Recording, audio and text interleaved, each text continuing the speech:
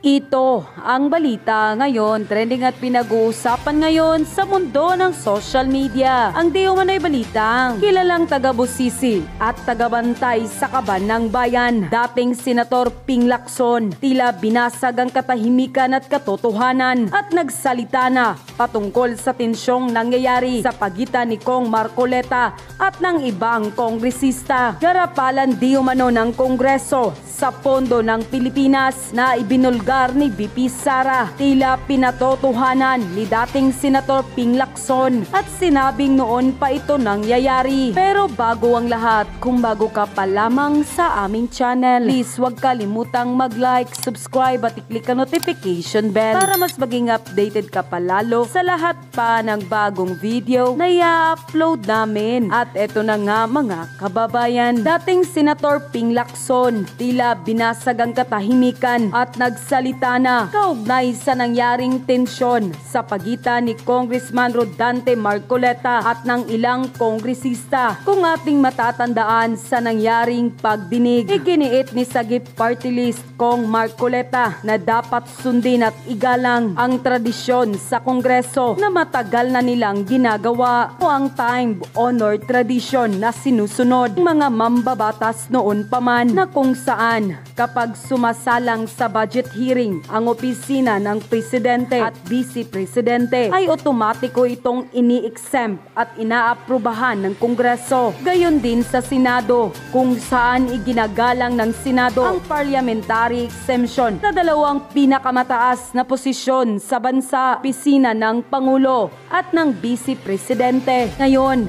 nagsalita na nga si dating Senator Ping Lacson at sinabi niyang tama lang si Kong Marcoleta at Kung Ungab sa kanilang sinabi doon sa Kongreso tungkol sa time-honored tradition na sinusunod noon pa man ng Kongreso. Tila hindi naman sinang-ayunan ng marami sa mga kongresista na tila kumakalaban sa Office of the Vice President na pakiwari ng ilan sa ating mga kababayan. Tila hindi nila matanggap na sa harap mismo ay pinangaralan sila ng isang batikang congressman na si Kong Marcoleta. Paano na lamang daw kung narinig nila ang pahayag na ito ni dating Senator Ping Lacson na dapat talagang igalang ang time-honored tradition dahil sa simulat sa poll pa, ganyan na ang ginagawa ng Kongreso at Senado. Sinabi rin ni dating Senator Ping Lacson na nangyari na nga raw daw noon ang sinabi ni Vice President Sara Duterte na kung saan nabanggit nito ang di umano'y pagpatong ng karagdagang pondo sa Department of Education na hindi naman nagamit ng DepEd na ginawa di umano ni Speaker Martin Romualdez at ni Saldico. Kay dating Senator Ping Lacson na yung mga budget na pinapatungan ng ilang congressman pinangyari na noon. Mabuti na lang daw at napansin ng dating Pangulong Rodrigo Duterte at Benito yung ginawa na dinagdag ng mga congressman na ito na umabot sa 90 billion pesos. Tila noon pangaraw ang garapalan ng mga ilang congressman na ito, ngunit laging nababara dahil nakikita ng Senado at hindi nakakalusot kay dating Pangulong Rodrigo Duterte. Pero pansin ng ilan sa ating mga kababayan, tila ngayon ay lusot na dahil hawak na di umano nilang Kongreso. Mantala, hindi naman mapigilan ng marami sa ating mga kababayan na magbigay ng kanilang hinaing at komento sa mundo ng social media. At ayon pa sa kanila, base sa paliwanag ni former Senator Ping Lacson, totoo ang sinasabi ni VP Inday Sara na si Tamba at si Ko lang ang nasusunod at may hawak ng budget. Malinaw na malinaw. Dapat busisihin din natin ang budget ng lahat ng mga congressman at senators. Sumisingit ng dagdag na pondo na hindi kasama sa inaprubahan ng BICAM. Wagas sa pandaraya talaga ang congressman.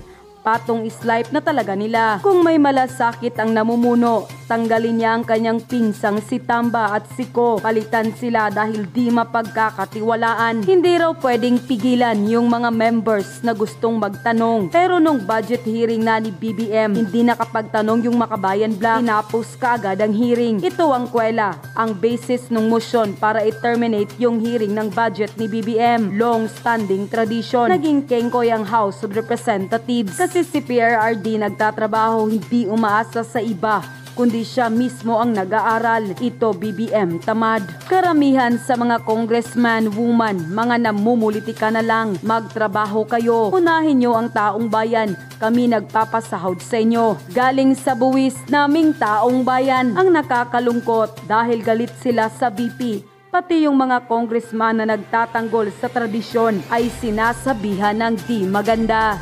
Unquote. Patagalin pa, kasama na natin via phone patch ang ating paboritong former Senator Ping Lacson. Good morning! Magandang umaga po, Senator Ping. Welcome back sa ASPN po.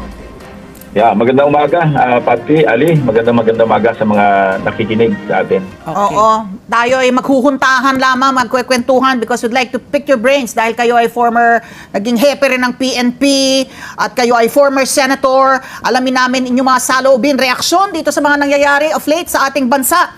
Yung question of the day namin, kung pwede naming umpisahan doon, is yung tradisyon versus tanong-tanong. And I know that sinusubaybayan namin ang inyong mga Twitter, yung mga posts nyo sa X. At itong nangyari po kahapon na mainitang pagtatalo sa among the congressmen, no, sa mababang kapulungan tungkol dun sa tradisyon na dapat nga dun sa two highest officials of the land merong parang may formalidad lang na ikaw nga dapat quorum call, acknowledgement ng resource person, budget presentation, and then it breezes through, no, yung proposed budget po nila. So yung nangyari po kahapon, does the same thing, yung tradition apply despite the fact that the Commission on Audit has flagged irregularities on how the funds of the Office of the Vice President were spent, Senator?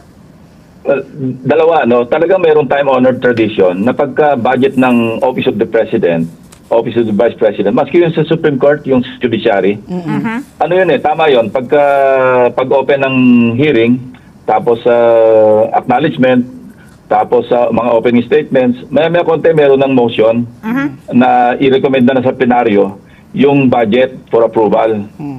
So, sa isang banda naman, hindi naman yun na cast in stone, na kasi tradition nga na sinusunod, pero hindi rin mapipigilan kung sino yung miyembro ng komite, Appropriations Committee man o Committee on Finance sa Senado, na magtanong kung meron silang gustong i-clarify. Ang nangyari kasi kung susundan natin yung mga pangyayari, medyo hindi maganda yung naging sagutan ng una. So ako sumasang-ayon ako kay Congressman Marcoleta saka kay Congressman Ungab na maski pa paano i-honor yung time-honored tradition. Pero tama rin naman yung sa committee chairman na ilagay sa boto. Pero sila. At yun nga, nahinto sa ganon at naging nagkaroon ng balitaktakan. Pero pareho sila tama doon na i-honor yung time-honored tradition. Pero at the same time, hindi rin pwedeng pigilan kung sino man ang miyembro na gusto magtanong. Okay.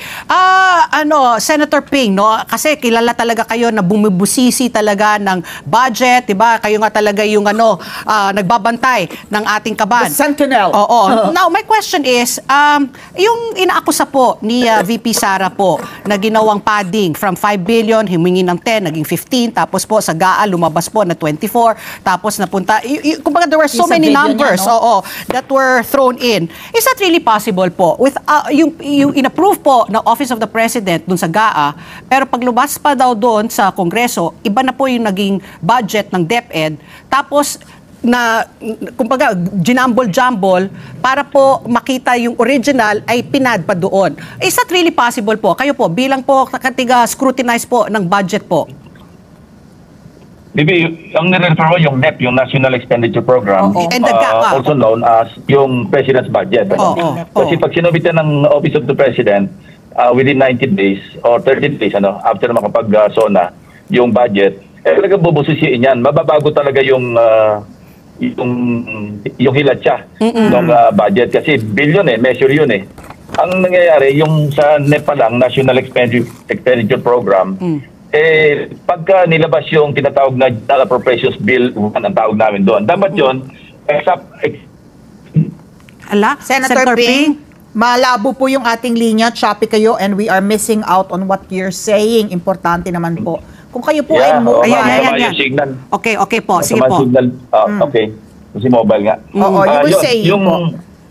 Yung National Expenditure Program, yun ang President's Budget. Pag pinadala sa Kongreso, ang ilalabas na bill Kokopyahin lang yung NEP, no, yung General Appropriations Bill 1, ang tawag namin doon. Pagka nagkaroon na ng mga amendments at ipapasa to sa Senado, ang tawag na namin doon, General Appropriations Bill 2, meaning nagkaroon na ng mga amendments ng mga pagbabago. Hindi na to yung original na National Expenditure Program o President's Budget. Ang masama, di natapos na yung mga pagdinig sa lower house, upper house, at magbabaycam na. Yung Bicameral Conference Committee, yun ang tinatawag. Nako, ayan na naman. Senator We're Ping. losing you po, Senator Ping. Senator Ping, pwede ba natin maano ulit? Si Senator Ping. Ayusin lang natin yung linya ng komunikasyon natin para maano natin, nasayang yung ating kwentuhan with Senator Ping. So, tinatalakay mo nga, ito yung pinalabas po na video. Video na nagrereklamo siya, humingi daw ng kumbaga ng may tongpats, tapos humingi pa, di ba, yung mga ilang kongresista daw. Yung magkano ng naman parte. nasa amin Oo, dyan, ng dun parte. sa 5 billion. Oo, sa 5 billion. Para sa construction ng classrooms. Nasabi niya, hindi daw siya sanay sa ganitong Transaction. kaya Pero I was thinking kasi, nagbitaw dahil siya. devolved di ba? Oo. Devolved sa LGUs, like lahat no, pati edukasyon. Yung mga papel ng kongresista yun, di ba? Oo. Na humingi ka ng ng budget para sa lahat. distrito mo Para for the sa construction lahat. of classrooms. Classrooms. Hindi ko lang alam kung yan ang talagang If it's being kalakaran talaga, ginagawa. diba? Oo. So ayan na, nandiyan na ba si Senator Ping? Ako, Yeah. ayan, Ayan Senator, na. ayan. We lost you. You were saying sabi nyo from So sa BICAM, pagdating po sa BICAM, Yun ang tinatawag na third chamber, Third na ano lang yon, moniker lang na binigay yon, third chamber, pero most powerful chamber kasi lahat ng pinag-usapan sa lower house at sa upper house, pagdating doon nababago pa.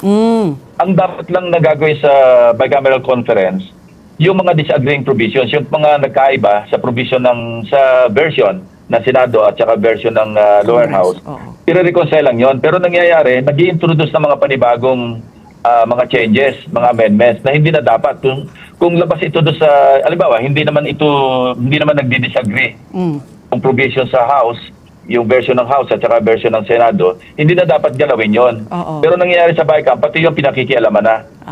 Ilan lang naman yun, hindi na yung plenaryo Yung pag-usapan sa plenary, buong buong House yun, buong Kongreso, buong Senado. Pagdating sa BICAM, mga 15 lang yun mga representatives. Pero nababago. Ang masama pa nito, nagkakaroon lang ng formal opening ng BICAM. At napaubaya na, parang binibigyan ng authority ng members ng BICAM, both houses, yung chairman ng appropriations at saka ng finance committees ng House and Senate. At silang dalawa na lang nag-uusap halos. At yung siguro kung iba yung mga kalyado nila. At isa pang masamang naging practice, natapos na yung bicameral conference, na-ratify na, kasi pagkatapos ng ma-approve yung lahat yung bicameral conference committee na output, babalik yan sa both houses, ira-ratify yan sa floor, sa plenaryo, na pinapayagan ng lahat ng miyembro o majority na yun na yung final version na i-enroll, tawag natin enroll bill, papunta Malacanang. Minsan, meron pang ginagawa na enroll bill na ratify na, pagka na-print, binabago pa, yun talagang anomalous. Kasi hindi na po pwede, pero ginagawa pa rin yun. At ang sa aking information, itong sa 2024, mukhang merong 29 billion, 29 plus billion, na bago doon sa pag-enroll sa enroll bill. Hindi ko naman ma-confirm ito kasi hindi ko nakita mismo. Pero yung panahon namin, merong ginawang ganyan, yung panahon ni Speaker Gloria Macapagal-Arroyo noon, na may nakita kami billion pesos na binago doon sa enroll bill. Yan ginawa ni Senate President. Hindi, nung pinirmahan niya yung masisisi naman yung Senado na nagkakaroon ng reenactment budget dahil sa Senado. So, nung pinirmahan niya, nandiyan niya ng qualification na ang pinipirmahan ko lamang yung niratify namin sa floor. Hindi kasama yung 75 billion na yan. At mabuti naman si Pangulong Duterte noon, binito niya hindi lamang 75 billion, umabot ng 90 billion kasi may nasilip pa silang ibang halaga na hindi kasama doon sa na-ratify ng both houses. So, yun ang nangyayari yun ang naging kalakaran. Parang hindi na maayos yung pagpapatupad ng ating General Appropriations Act. Oo nga. Pagkatapos ng masusing budget deliberations, di ba? Yan din na nangyari dito sa BICAM na po itong provision dito sa pag-sole sa National Treasury. Itong, maingay ito, yung almost 90 billion na kinuha po na from PhilHealth. Dahil dito sa BICAM din nangyari yung special provision na yun, hindi po ba, Senator Ping? Na yung reserve Correct. funds Yun sa mga GOCCs ibalik sa National Treasury? Yes, correct. Kasi ang definition ng unprogrammed fund, ano yan standby appropriations yan Hindi yan kasama sa regular budget. Ano yan, under the special purpose fund yan, yung unprogrammed. Naka-standby lang yan na kung mayroong mga kailangan ng mga ahensya ng additional na pondo, halimbawa medyo kinapos, may dagdagan, item sa budget, dyan kukunin. Ang nangyari dito, tatlo lang yung special provision dyan, unprogrammed fund. Yung una, pagka yung may excess, nasa treasury, may excess na budget, so, pwedeng hugutin. Pangalawa, kung merong revenue measure na naipasa para mapondohan yung program fund. At pangatlo, yung tinatag na foreign assisted projects. Ang ginawa sa BICAM, dinagdagan ng dalawang provision. Isinama yung government-owned and controlled corporation at saka yung foreign assisted project. I'm sorry, yung pangatlo pala doon sa regular na special provision, yung approved loan, approved loan. At dinagdag dito sa BICAM, yun nga, yung lahat ng GOCC, nasaklaw ngayon yung PhilHealth kasi ang kategory ng PhilHealth GOCC rin. At yung panglima, yung foreign assisted project, pwede na rin galawin. Pero yung foreign assisted project na yan, siyempre may counterpart tayo. May counterpart yung foreign entity, yung sa ibang bansa. Kaya paano mo gagalawin ngayon yun? Medyo masalimot din yun. Anyway, balik tayo sa issue. Yung PhilHealth, ginalaw nila. So, yan, nasa Korte Suprema na ngayon. At harinawa, kung makikita ng mga petitioners, yung talagang issue. Kasi ang sa issue ng mga petitioners, yung parang appeal sa emotion dahil ito yung PhilHealth para sa mga nangangailangan na tulong sa healthcare. Yes. Hindi, ang talagang issue dapat ang bukin dyan, yung General Appropriations Act is a general law. General law. Yeah. Yung PhilHealth law, separate. at saka yung amendments, pati yung Universal Healthcare, special law. Hindi po pwedeng i-amend ng general law yung special law. Yes. Napaka-basic nun.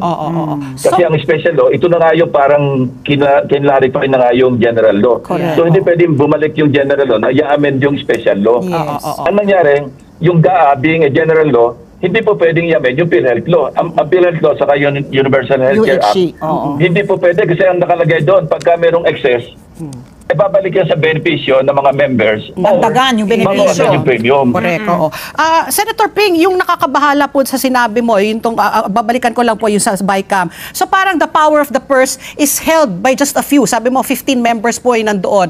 Is there a way to amend that po? Para po hindi na po makutkot, magalaw. Kasi po, matapang po sinabi po ni VP Sara that Congress, the budget is held by just two people. And she named House Speaker Martin Romualdez and the Chairman of Appropriations and Budget po si Zaldico po ang may hawak na syempre po tinanggihan po ni Congressman Zaldico. Pero po, members po sila dito po sa BICAM. At sabi nyo nga na iba na yung landscape po ng Pwede po pa bang galawin po yan para po talagang may check and balance at hindi po ganun kapangyarihan po ang BICAM na pwede po nilang palitan ang na-approve na po? If I recall correctly, nung nasa Senate pa ako, nag-file ako ng bill or resolution na gawin transparent yung bicameral conference. Hindi po pwede kasi yung bicameral conference, ito yung, lalo sa budget, ito yung nag-iisang Ako, Senator Ping? Sayang. We're losing you po, Senator. Senator Ping. Parang yun nga, parang yun It's yung held. third chamber, Oo, di ba? sabi niya, Senado, Kongreso, all of a tapos- sudden, pag BICAM na, And I remember, with 15 members, di ba, sinabi rin niya ni Senator Amy Sabi niya, hindi ko alam paano nangyari yan. Nung ginagawa namin yung budget, di ba, she said, na it was, kunyari, let's say, 5 billion, tapos lumabas na lang nga, naging, yun sa COMELEC, naalala ko. Ayan. Yun sinasabi so, niya. So, Senator Ping, you Senator were saying that you filed a resolution or what, bill para... Transparency. para transparent. Lagyan ng magkaroon ng minutes kasi walang minutes yan eh. Walang minutes, walang record yan eh. Walang transcript, walang record. Nako, Kanya-kanya lang yan eh. Yung talagang confined, limited lang sa mga members kung ano nangyayari sa BICAM. At ang masama sa BICAM kasi, hindi na halos gumagana yung BICAM. Formalities na lang yun eh. Na halimbawang nag-open, okay, in-open na yung bicameral conference. Tapos, magkano yun? Bitin na bitin kami. Ayan, Senator. Senator? Tapos na, pipirmahan na lang. Sa kapal ng libro, pagka ikaw nagbasa pa, bago pumirma, napaka-kontrabida mo na kasi maaaba na yung Madidelay. yung bicameral conference na Report. yung mismong bill na ipapadala sa Malacanang. May pressure. Diba? Naku, dapat talaga pag bumalik kayo sa Senado, Senator hindi Ping. when you return to the Senate, Dapat Senator bubusisiin nyo talaga. At yun na nga mga kababayan, ano na ang masasabi mo? Kung mayroon kayong hinaing at komento patungkol sa balitang ito, please comment down below. Pag-uusapan natin yan sa comment section. At kung nagustuhan nyo ang video, ay huwag kalimutang mag-like at i-share na din para mas marami pang makaalam at umabot ito sa marami sa ating mga kababayan. Maraming salamat po!